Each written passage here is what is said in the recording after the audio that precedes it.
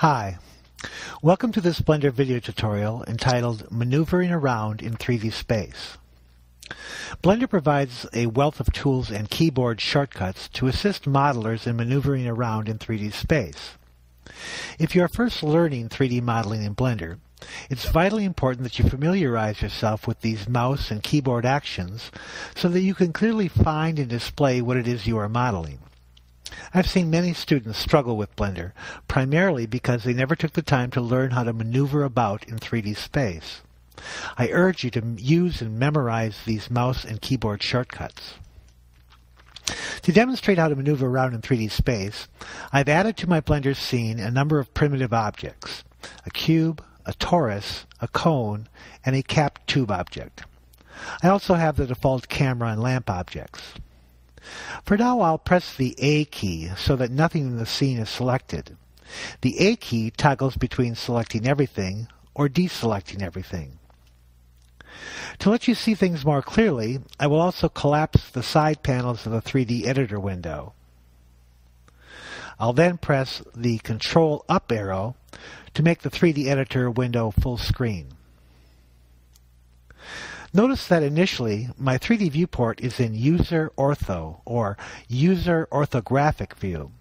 This is indicated by the view description in the upper left corner of the viewport.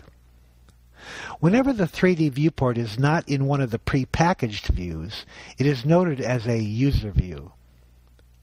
If you press on the View button in the header menu, you can access links to some of Blender's pre-packaged views, for instance, Camera View, Top View, Front View, and Right View. Instead, we're going to use the keyboard shortcuts to those views. These shortcuts use the odd numpad numbers, that is, numpad 1, numpad 3, and numpad 7. If I press numpad 1, the display is in Front View. Notice that the display description notes that this is Front Orthographic View. Orthographic view is a view that is directly face-on. None of the edges angle toward a vanishing point, and therefore we can see only one side of the objects, as if we were looking at them from the front view straight on. If I press numpad 7, the display is in Top View. Again, this is Top Orthographic View. We see things as if viewing them from directly above looking down. Note that the tube object hides much of the cube object because the cube object is beneath the tube object. If I press numpad 3, the display is in right side view, as if we're looking at it square on directly from the right. Notice that we see the torus in front of the cube, and we cannot see the cone because it's behind the cube. We can now see the opposite of these three views, the front, top, and right side, by holding down the Control key and clicking on the very same num keys. Thus, Control numpad 1 displays the back view. Control numpad 7 displays the bottom view. And Control numpad 3 displays the left side view. Now you will access these views in the process of modeling repeatedly, so I'll do them all once again. Numpad 1 is front view. Numpad 3 is right view. Numpad 7 is top view. Control numpad 1 is back view. Control numpad 3 is left view. And Control numpad 7 is bottom view. You can rotate your view at any time by holding down the center scroll wheel button and dragging. Note that the view description changes to User Orthographic. You can zoom in by scrolling the scroll wheel up and zoom out by scrolling the scroll wheel down. Center click and drag to rotate the view. Center scroll to zoom in and zoom out. You can also zoom in and out incrementally by clicking on the numpad plus and minus keys. Notice that the orthographic view is not a true perspective view. The parallel lines of the cube remain displayed parallel. They do not angle back to a vanishing point. To display in perspective rather than orthographic view, press numpad 5. Here my display is in User Perspective View. Notice that the edges of the cube and the grid now are no longer parallel, but tend to angle back to a vanishing point. I'll go back and forth between perspective and orthographic by clicking on numpad 5. Notice that when I am in perspective view, and I press numpad 1, which is front view, I get a front perspective view. Here, while in perspective view, I click numpad 3 and display right perspective view.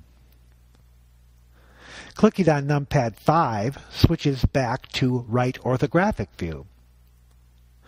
Now, much of your modeling work will be done in orthographic or user or perspective views, and it's very important to understand which view you are in and how to get the view you want. I'll click and drag my middle mouse button to rotate into a user orthographic view. Now, sometimes you may want to center your display on a selected object. For instance, here I will right-click the cone object and select it. Now, one way to center the display on this object is to press numpad period. Another way is to go to View, View Selected. I'll zoom out a bit. Sometimes, if you have many objects in your scene, you may want to single a select object and display it and nothing else, so that you can work on it. Blender provides a toggle selected object local view. First, select the object. Here I'll select the torus object, and then click numpad /. This centers the display on the selected object, and it hides the other objects. To toggle back, click numpad / a second time, and it returns the display and unhides the other objects.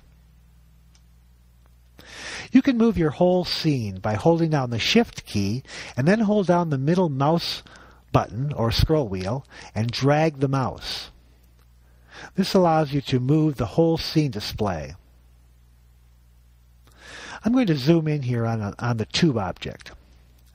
Sometimes you want to see all of the objects in your scene in one view. This is called viewing the extents of your scene. To view the extents, click on the Home button. Now, if you're using a Mac computer, hold down your Function key or FN key and click on the left arrow key, and this will display all of the elements in your scene. To switch to camera view, click numpad 0. This displays the view as seen through your camera object. I'm going to click numpad 1 and go to front orthographic view. The last two types of maneuvering about controls are the pan and orbit view. Pan and orbit use the numpad keys that we've not yet used. That is numpad 2, 4, 6, and 8. To orbit the view upwards around the center, repeatedly click numpad 2. To orbit the view downwards around the center, repeatedly click numpad 8. To orbit the view to the left around the center, repeatedly click numpad 4. And to orbit the view to the right around the center, repeatedly click numpad 6. Now to pan the view up, repeatedly click Control numpad 2. To pan the view down, repeatedly click Control numpad 8. To pan the view right, repeatedly click Control numpad 4. And to pan the view left, repeatedly click Control numpad 6.